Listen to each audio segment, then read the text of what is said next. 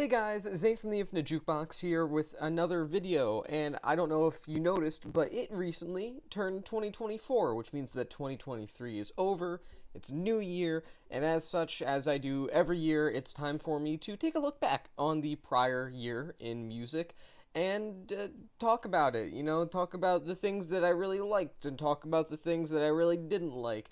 And I already did my top 50 albums of 2023, so it only makes sense that I continue to take another step in the positive direction before I go all out negative by talking about my top 20 EPs of 2023. EPs aren't really something that I get a huge chance to talk about on the channel too terribly often, mainly because there's just more to discuss with full-length LPs. I think that's a pretty objective fact overall, unless an EP is highly conceptual in some way.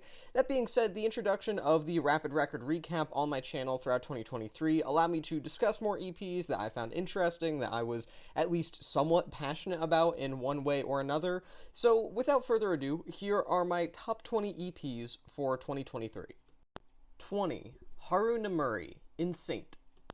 Ever since she really broke through to a wider audience when she put out her first full-length album in 2018, it seems like Haru Nemuri has been one of the most notable Japanese rock and pop artists out there, at least within music nerd and music discussion type circles, and honestly it's not really hard to see why. She's a really unique figure right now with her combination of more pop-oriented, almost stadium-level rock pop anthems, fusing that on here with post-hardcore and a lot of more hard, raw instrumentals and vocal styles. It feels like it really shouldn't work, and a lot of the noise rock influences that are being brought into here as well also feel like they shouldn't work, but in the end, it's this weird fusion of commercially accessible pop rock with very much not commercially accessible hardcore and various other subgenres under the overall sort of experimental, semi-experimental punk umbrella that makes for one of the most interesting and unique EPs of the year, and easily a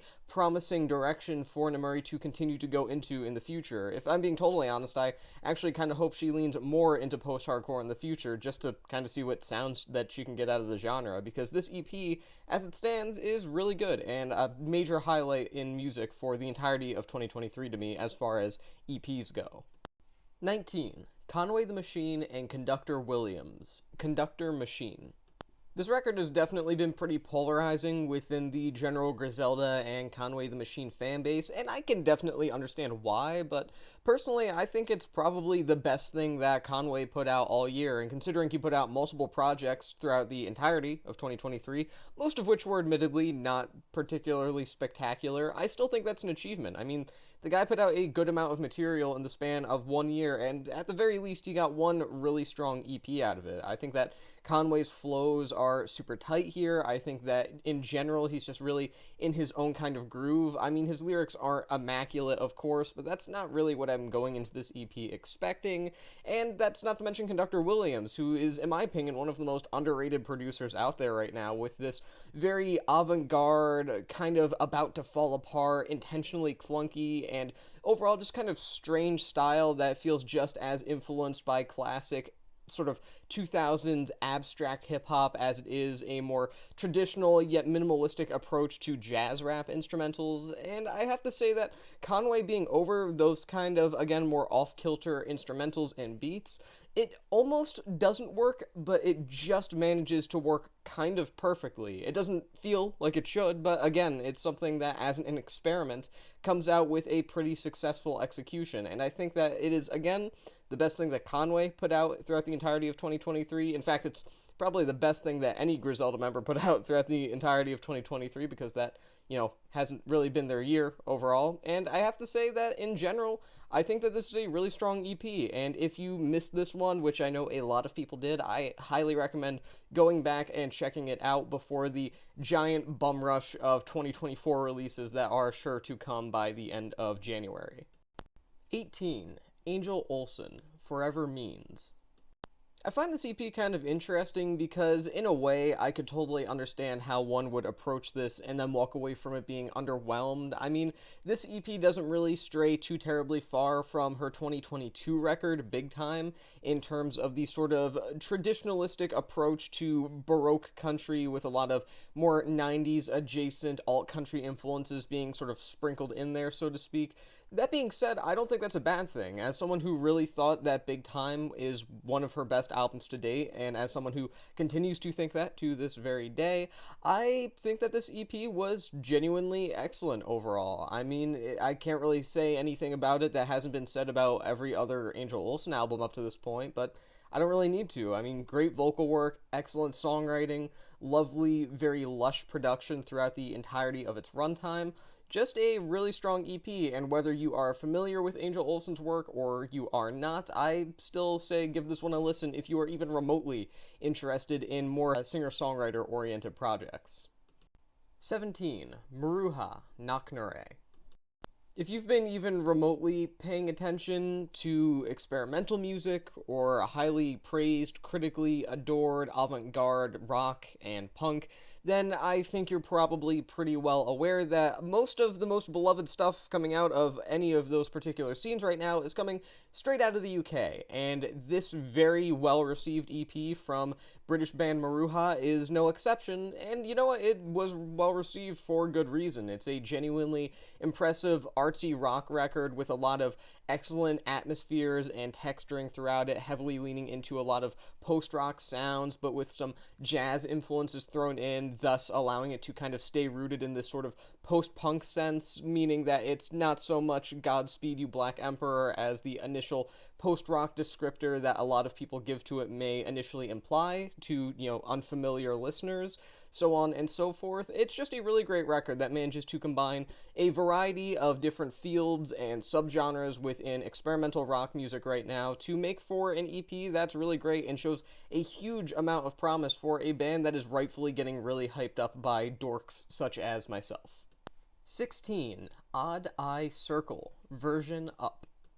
Talking about why a K-pop EP really stands out is kind of difficult, at least for me personally, because it really is just a case-by-case basis sort of thing. I mean, a lot of the best qualities of some of my personal favorite releases within K-pop as a whole feature some of the same things that make for some of the worst releases of the same genre. In a way, it's kind of oxymoronic. It's sort of hard to describe, but it's true. I mean, super slick production, mindless energy, heavily chorus and hook-based songs that mainly rely on those points to really get their overall style across. Those are qualities that you see as key factors throughout a lot of pop music in general, no matter where it comes from in the world, and that can be used for better or for worse. There are some horrible albums that came out throughout the entirety of 2023 that were lackluster because they heavily relied on some of those qualities that much, and they just kind of lost any life or soul or passion.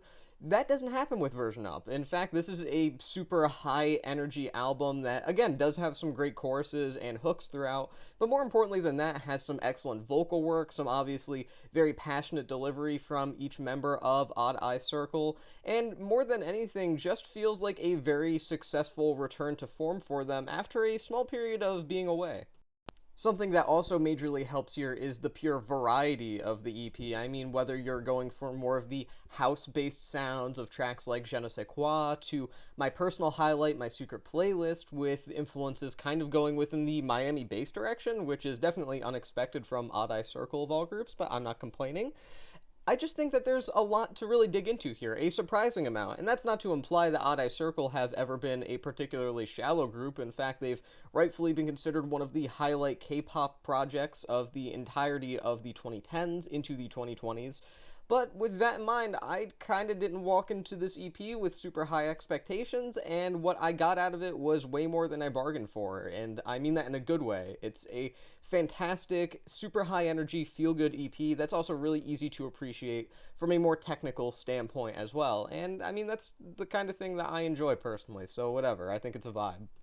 15. Spirit of the BEEHIVE, I'm So Lucky. Spirit of the BEEHIVE are probably one of the most underrated, psychedelic, if you can even call them that, really, if you can even label them, bands out there right now. I mean, their usage of sound manipulation and highly experimental song structures is something that I've found myself to grow in passion for each and every time I go back to revisit any given record throughout their discography, and I'm So Lucky is really no exception. This EP sees them kind of ditch the lo-fi sonic aesthetics of albums like Entertainment Death, for example, but they really don't do anything worse here. In fact, I actually think, in a way, this EP is a major improvement for them and a big artistic leap forward. Normally, when a really great lo-fi band ditches that sound for just better sound quality in their music, it can lead to a lack of rawness or musical edginess in their sound, which is often pretty disappointing to me, at least. Here, however, they still manage to maintain their garage-like kind of roots without ever feeling like they're too underproduced here. It's really nice. You have some excellent vocal work. You have some really cryptic but interesting lyricism that's fun to dissect, even though I'm not going to here because God knows that I'm not able to do that, at least I'm not within my rights to do that. And you also have a really great track at the end with Natural Devotion 2, one of my favorite songs by Spirit of the BEEHIVE so far, as it has this vague yet still pretty striking feeling of desperation just sort of lingering throughout it. Yeah, just a really good EP, and I think it's a genuine shame that this went under so many people's radars this year. 14. Flow. Three of Us. Three of Us is the latest EP from 2000s pop R&B revivalists Flow, and it's just as good as anything that they've ever done, which is very. I mean, I can understand why they've drawn some criticism over time. Their sound is objectively derivative of, again, that sort of 2000s Destiny's Child kind of sound, the kind of thing that really popped off in the late 90s and continued to the sort of mid to somewhat late 2000s, kind of, sort of, somewhat. But no matter what, I really do think that they have their own interesting take on it. I mean, each third of Flow has a distinct amount of charisma, allowing each of them to shine respectively in their own ways, which is honestly something that you don't really see too terribly often in a lot of pop vocal groups overall, and that isn't to mention that the songwriting on this record is pretty great as well, especially the title track, a major highlight for me, and maybe the best song Flow have put out to date, where three women find out that they're being cheated on by the same man, and rather than getting aggressive or anything, it becomes this tale of banding together and a tale of empowerment, and honestly, I think that's a more matured and nuanced way to tell an otherwise very much trope-laden story. I just think that this is a really strong EP overall, and I'm super excited to see what Flow do in the future, because I genuinely think that they could continue to do amazing things in the future with this, again, very 2000s kind of pop R&B sound. It's one that I understand why some people can't get behind, but personally, I really enjoy it. 13. Ada Rook, Rookie's Bustle. Ada Rook's work as half of the duo Black Dresses has always kind of disappointed me over time, not really because it's weak, just because it's not really for me, I suppose, despite the fact that Black Dresses are industrial music favorites at the moment. That being said, I am really shocked but incredibly happy at how much I enjoyed this EP from her. I mean, the EP starts out really strong and only progressively gets better as it goes along, with Sabotage Everything really standing out to me as one of the best electro-industrial tracks I've heard throughout the entirety of 2023, as well as for quite a while beforehand as well, if I'm being completely honest. And I gotta say that for an EP that's only roughly 22 minutes long, a lot of influences are successfully incorporated here. I mean, you have a lot of influences from the realm of digital hardcore, which feels more adjacent to what she does in Black Dresses, but then you also have some more straightforward indie influences. You have some influences more directly from the world of traditional electronic music within the realm of breakbeat. I think overall, if you aren't in the Black Dresses, you should still give this EP a chance, because it's far and away one of the most interesting, one of the most dynamic, and one of the most downright enjoyable EPs throughout the entirety of 2023. It's just a really fun, yet at the same time really powerful listen, and yeah, highly recommended. 12. Zach Bryan, Boys of Faith. In 2022, Zach Bryan released an album called American Heartbreak, and despite that record being about the average length of a Martin Scorsese film, It was one of my favorite albums of 2022. It was this grand country singer-songwriter epic, had some of the best songwriting of the year, etc., etc. And as such, I was really looking forward to his self-titled album this year. But then it came out, and it was good, but not great. And I have to admit, I kind of walked away a bit disappointed at first. Obviously, with repeated listens of his self-titled LP, I came to enjoy it more by the time I actually reviewed it, but at first I kind of wasn't impressed. That being said, one thing that did impress me this year in comparison is his EP, Boys of Faith, his second release of 2023.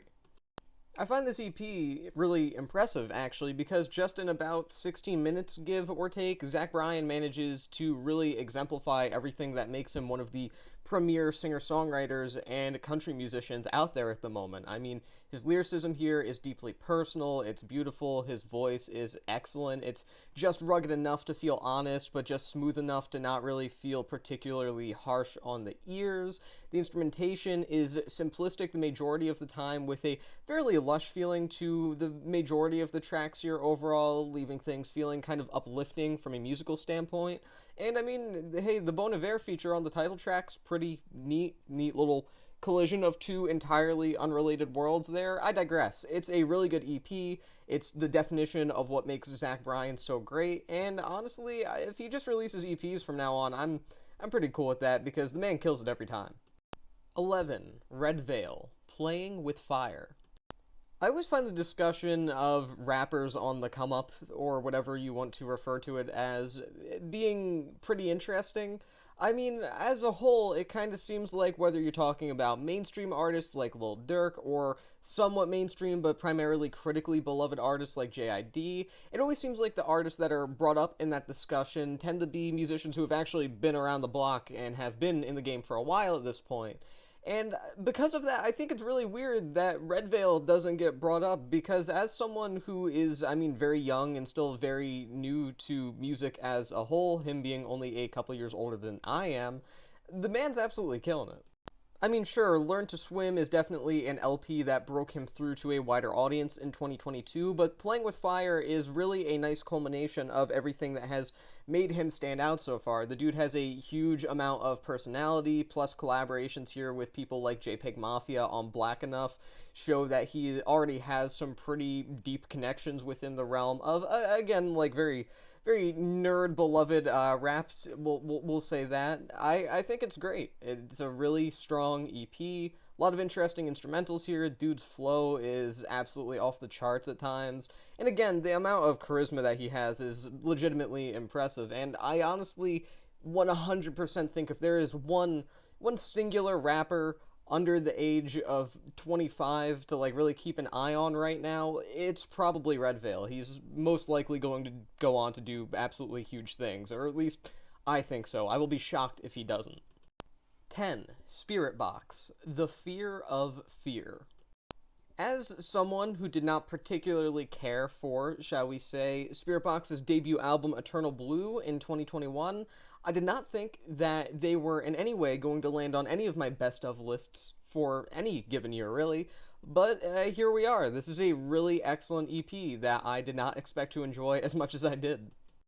I feel like this is really Spiritbox kind of finding themselves artistically, at least to an extent. That's not to say they won't evolve in the future, because obviously they will, but nonetheless, my point still stands. Courtney LaPlante is kind of finally finding her place as a vocalist, with amazing soaring vocals, as well as very impressive, deeper, more guttural vocal styles, and then meanwhile, you just have some excellent guitar work as well from Mike Stringer, some heavy djent influences in some of the more odd and strange rhythms found throughout this EP that kind of constantly keep the listener guessing, kind of constantly keep the EP interesting, etc., etc. It's just a really strong metalcore-based EP, and it's one of the highlights for the entirety of that subgenre throughout 2023, a year that honestly had a huge amount of great core releases within the realm of metal.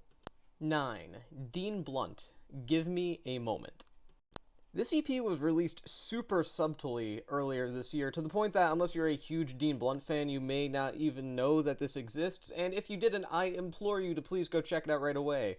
It is a brief 7.5 minutes or so, 5 songs, and it's one of the most emotionally raw and devastating things that Dean has ever put out. I mean, the deadpan vocal style really adds to things. The songwriting here is so deeply personal. It kind of cuts like a knife in some of the more heartbroken moments throughout it, and there's some really interesting audio work here in terms of samples, in terms of production. I especially think that on the track Over Him, with the usage of the sample from Pretty Girls Make Graves by the Smiths, I think that's a really interesting sample use that you wouldn't really expect. I mean, it's obviously a very iconic band, despite Morrissey being human garbage. So, yeah, overall, this is a strange, very off-center sort of release, if that makes sense, in terms of vocal delivery, in terms of sonic design, but that's kind of Dean Blunt's thing, and you know what? He's killing it. I can't really say anything else about it. The man is just doing his thing, and it's emotionally devastating every time, and this is no different. 8. Kurt Vile, Back to Moon Beach. You know, when I first heard about this EP, I was really excited because I'm a pretty big Kurt Vile fan. I really love the guy's songwriting, especially, and then his label, Verse, called it an EP only by the standards of Kurt Vile. I'm paraphrasing there, of course, but I was super interested by that because I wondered, hey, what does that mean? What's old Kurt Vile got in store for us this time? This EP is almost an hour long. If this was not considered an EP, this would have probably landed somewhere on my top 50 albums list. Because this is not an EP, but it's fine. I'll let it slide because it's really good. I mean, you have tracks like A Wounded Bird Trying to Fly, where Kurt really gets to show off his guitar work, which is something that I kind of wish he was able to demonstrate in a way where more people would notice it. I feel like most people focus in on the singer-songwriter aspect of his music and sort of fail to notice a lot of his stronger moments as an actual musician, but I digress. You also have tracks like Tom Petty's Gone, which have some beautiful, melancholic lyricism found throughout them that show why he's such a hero within the realm of indie songwriters, so on and so forth. I really feel like there's just a lot to dig into here. You even have Must Be Santa, which is a Christmas song that somehow is so odd and off-kilter and almost Captain Beefheart adjacent at times that it works. It just works in the context of the EP, and it works because Kurt Vile made it. That's the only way that I could really describe that song, or this entire EP for that matter. It's an EP, if you really want to call it an EP, of really strong material from one of the best singer-songwriter types in the indie realm at the moment, and also the Dead Milkmen reference that he makes on the track Touch Something Called a Virus makes me deeply happy because I can sleep well at night knowing that Kurt Vile listens to the Dead Milkmen. That brings me so much deep, deep joy. 7. Gingerbee, Our Skies Smile. This EP not quite cracking the top 5 is just testament to how many great EPs were released throughout the entirety of 2023, because Our Sky Smile is so unique, almost really nothing like I've ever heard before, if I'm being totally honest. I mean, it's this fusion of classic DIY, bedroom indie pop, and indie rock, maybe some shoegaze influences thrown in there with some very fuzzy instrumentation, being paired with Screamo, which, I mean, I'm not sure if you're aware, but those sorts of genres don't really pair together too terribly much. There's not really a huge historical record of that kind of fusion of genres, and it works beautifully here. This is such an emotionally striking and tumultuous record that at the same time manages to feel kind of life-affirming in a way, despite all of the pure aggression and emotional poignancy of a lot of the instrumentation and a lot of the sonic texturing here. It's just a really phenomenal EP. Through all of the chaos, it just feels very nostalgic. And that's the thing that I think I love about it. There are so many records, especially at the moment with this huge revival in shoegaze specifically, that try to sound nostalgic or make you yearn for another time, maybe even a time that you weren't around to be in. But very few manage to actually pull that off accurately and naturally. This EP does. This EP, everything feels so natural despite the pure density of a lot of the instrumentation and compositions here. And I don't know if Gingerbee will be doing anything in the future, but if they do end up doing more work, maybe putting out a full-length LP, I will certainly be there to listen to it. 6. Better Lovers, God Made Me an Animal.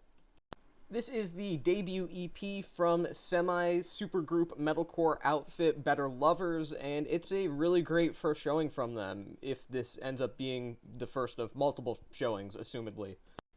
Most notably, the band features members from very well-loved groups like Every Time I Die, and most importantly, the Dillinger Escape Plan, one of the most influential extreme music bands of all time across any subgenre. And, I mean, yeah, the result is just about what you would expect. Really blistering metalcore, a lot of insane vocal work from Greg Puciato that reminded me to go and revisit his time in the Dillinger Escape Plan to appreciate his vocal work there as well. The guy is an amazing frontman, really strong guitar work, absolutely vicious instrumentals, super visceral emotion throughout. It's just about what you would expect from a project that could be possibly described as a metalcore supergroup, but I mean, that's not a bad thing. That's a good thing. 5. Magdalena Bay, Mini Mix Volume 3. While 2021's Mercurial World understandably does get a huge amount of praise, deservedly so, I do feel like the huge beloved status that record has obtained in the couple of years since it first released has caused it to sort of overshadow the mini-mix series that Magdalena Bay have been putting out since 2019, and that's a damn shame, because I think that some of their best material is on those EPs, and Volume 3 is no different. I mean, really, all 15.5 minutes of the third volume of the Mini-Mix series are just absolutely phenomenal, from the opener Slug song having this sort of jazz-tinged synthwave vibe to it that kind of just works in a weird way. It creates this really calm, serene atmosphere. You have tracks like Top Dog, which initially comes across as odd, being an ode to actress Laura Dern, of all people, which, okay, I guess, but overall, I think that everything here is just lovely. The production is stunning, the vocal work is absolutely phenomenal, you have some absolutely stunning performances from both Micah Tenenbaum and Matthew Lewin as well, two of the best performers within experimental pop music at the moment. Just a really lovely entry in a tragically underrated series of EPs at this point. I genuinely think that more people should be listening to the mini-mix releases because, hey, Mercurial World is great, but why just listen to one great album when you can listen to one great album and also 3 great EPs? No? Why are none of you, why not listen to these? Please, just listen to them. 4. JPEGMAFIA and Danny Brown, Scaring the Hose DLC Pack. Earlier in 2023, the JPEGMAFIA and Danny Brown collaboration, Scaring the Hose, obviously was a big deal. If you even remotely pay attention to not totally mainstream music, then I'm sure you are aware of the huge amount of hype and just absolute adoration thrown in that album's direction, and deservedly so, because it's a phenomenal album, one of my personal favorite albums of 2023. That being said, when the DLC pack was announced, the sort of EP extension of that record of songs that just didn't make the final cut of the initial album, I wasn't super confident in how it was going to be, because an album can be great, but usually things are cut off of an album for a reason. There's a, little thing called fat. But overall, I gotta say that Scaring the Hoses DLC pack is just as great as the album that it stems from. I mean, there's not much about the Scaring the Hose DLC pack that you can say that can't also be said about the parent album, but that's a given considering they come from the same sessions. So, yeah, Scaring the Hose DLC pack, a huge amount of chemistry between Danny and Peggy as artists, amazing sample work ranging from classic soul and R&B to fucking SpongeBob, because why not?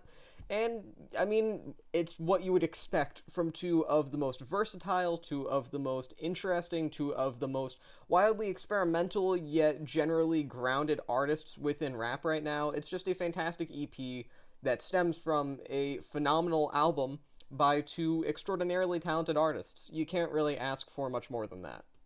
3. The Callous Daoboys. God smiles upon the Callous Daoboys. even ignoring the fact that they have one of the best band names in the entirety of existence at the moment, the Callous Daoboys have been showing a huge amount of promise for quite some time at this point, with 2022's Celebrity Therapist, while not being one of my standout albums of that year personally, being a super, just visceral, energetic, massive feeling record. Incredibly impressive outing from them, that being their sophomore studio LP, and as such I was really excited for this EP to see them continue to grow as a band. And not only did they grow, they kind of grew in a way that I don't necessarily know if anybody was truly expecting, but that ends up with some of the best material that they've put out to date. I mean, you have some of the most outright avant-garde and dissonant guitar work that they've ever delivered on tracks like Pushing the Pink Envelope and Waco Jesus, probably the best song within the realm of metalcore and mathcore that I heard throughout the entirety of 2023, as well as them bouncing through a variety of genres that I don't think anyone could have ever predicted. I mean, I don't think them really going from, like, samba jazz to loungy pop in a way that is simultaneously genuine in terms of paying tribute to certain sounds while still being tongue-in-cheek, sort of post-ironic. I don't think that was on anybody's sort of bingo card for the new Callous Daoboys EP, but I'm really glad it's here. It shows that they know how to continuously reinvent themselves while still staying true to some of their initial sounds. They sound so ridiculously passionate here. It's just such an intense EP, and despite a short runtime that, well, inherently comes with your average EP, I think this is one of the most impressive works that we've gotten from any sort of core band in a while, of any kind, really. This EP is stupidly fun, it is relentlessly inventive, creative, and innovative in terms of what people can expect, both from the Callous Daoboys and from the modern mathcore scene, and really I can't wait to see what these guys do next, because they could easily work their way into being one of the best extreme music bands out there right now, if you even really want to call this extreme music. It kind of carves out its own little notch within heavier music, but my point still stands. It's a really great EP. Go listen to it. 2. Circuit Circuit, Body Songs. Body Songs is the second EP from this mathcore sasscore band Circuit Circuit after their 2021 self-titled debut EP, and while I did like the self-titled EP a lot, there was still something kind of missing there. To this day, I can't really put my finger on it, but my point still stands. That's just how I felt about it. This EP, however, takes everything that was missing, puts it in there, and then amps up every single great quality that Circuit Circuit has had from the start to an absolute undeniable 11. Just a stunning EP.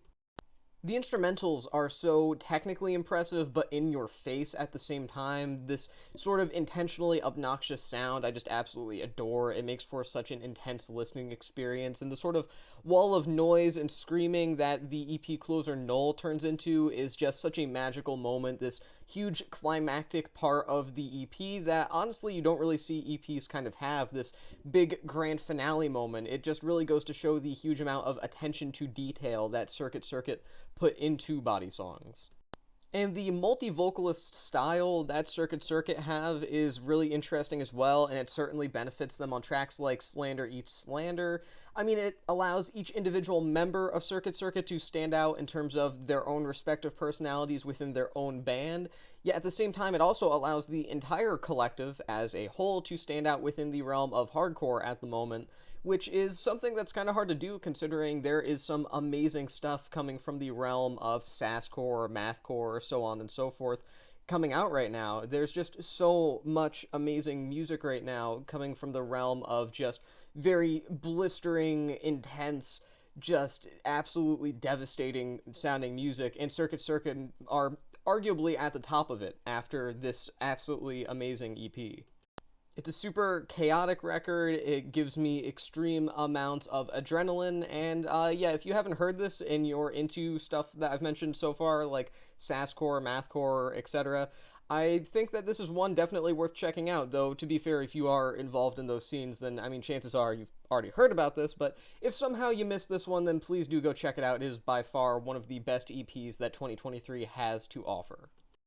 And at number 1, Alice Longyu Gao, Let's Hope Heteros Fail, Learn, and Retire.